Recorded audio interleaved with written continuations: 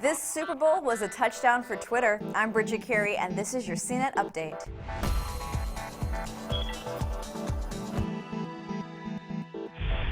There's always some social media story that comes out of the Super Bowl and its commercials. In this year's big game, Twitter was mentioned in half of the 52 national commercials, usually as a call for fans to tweet out a hashtag about that commercial.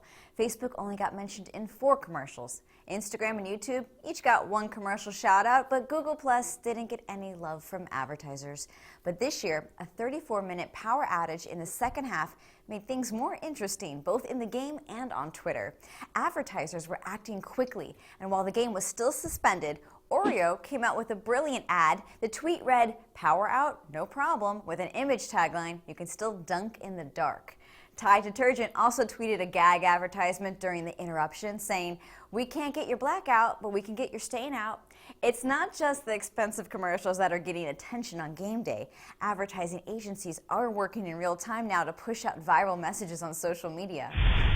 BlackBerry's much anticipated ad for its new smartphone gave viewers lots of special effects, but it didn't show any of the features of the Z10 phone. It went with the silly angle with the tagline, "In 30 seconds, it's quicker to show you what it can't do." Well, if you have more than 30 seconds, you can see what the Z10 can do in our full review on CNET. In this past football season, head injuries were a big topic of conversation. There were 160 head injuries this season alone, and it's become a larger problem when you have stronger players taking more hits and many concussions are going undetected. So one new product hopes to change that. It's called the Shock Box, and it's a helmet G-force sensor that measures the impact a player sustains, and a message will be sent to a mobile device if you should see a doctor. It costs $150. Today's apps to watch are ones to avoid. 2 Android apps have been masquerading as cleanup tools, but they are malware that snoop on your computer's calls and your chats. The programs are called Super Clean and Droid Cleaner, and they were uncovered recently by security software company Kaspersky.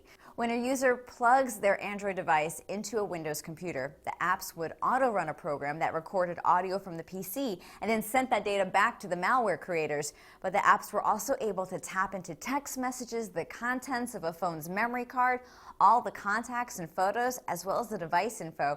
These apps are no longer in the Google Play Store, but it is another example of how Google users can't just blindly trust any app.